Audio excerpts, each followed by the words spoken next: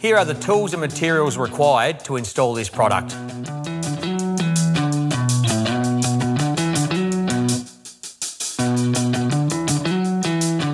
Hi, in this video we're going to show you how to do a Weathergroove Natural on stud joint.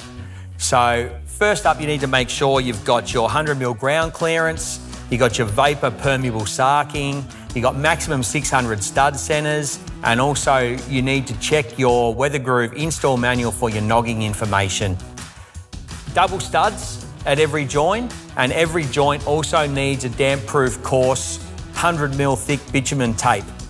And next we require a secondary water barrier, which is done just by using a Sikaflex Pro or Sudal Universal, running 5mm down the edge of both sheets.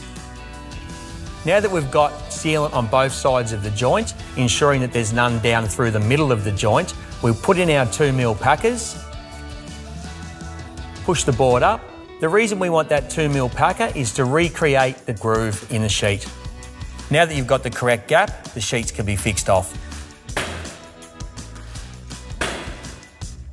Weathertex recommends the use of Paslode ND stainless steel brad nails.